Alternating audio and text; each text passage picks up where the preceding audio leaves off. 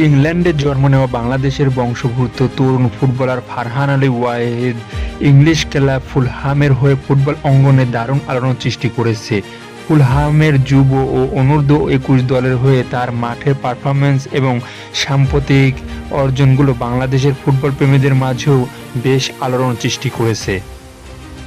ফারহান আলী ওয়াহিদের সম্পর্কে কিছু উল্লেখিত তথ্য।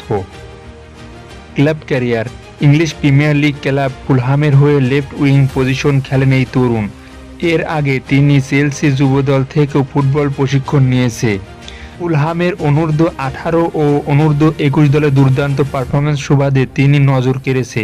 দুর্দান্ত ডাবিং, 1-to-1 সিচুয়েশন, প্রতিপক্ষের কাটানোর দক্ষতা এবং গোল করার ক্ষমতার কারণে তিনি ক্লাব ফুটবলের কোচ ও বিশ্লেষকদের প্রশংসা কুড়িয়েছে। প্রিমিয়ার লিগ 2 নজর কাড়া পারফরম্যান্স দেখিয়ে তিনি মাসসেরা খেলোয়াড়, প্লেয়ার অব দ্য ম্যাচ পুরস্কার অর্জন করেছে।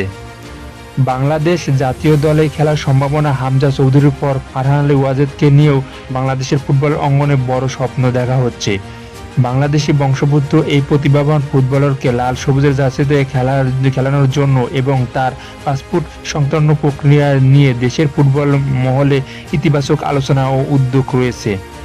ইউরোপের শীর্ষ লিগের ক্লাবে বেড়ে ওঠা এই তরুণ তুর্কি ভবিষ্যতে বাংলাদেশের জাতীয় ফুটবল দলের আক্রমণ ভাগে আরও শক্তিশালী করবে বলে দেশের ফুটবল প্রেমীদের প্রত্যাশা করেছে। তো এখন দেখার বিষয়, হামজা চৌধুরীর পরে বাংলাদেশের দলে ফারহান আলী ওয়াহিদকে ভিড়ানো যায় কিনা। যদি বাংলাদেশের দলের জন্য ফারহান আলী ওয়াহিদকে আনা হয় তাহলে এটা হবে বাংলাদেশের ফুটবলের জন্য আরও একটি বড় অ্যাচিভমেন্ট এবং দেশের ফুটবল আরও এগিয়ে যাবে।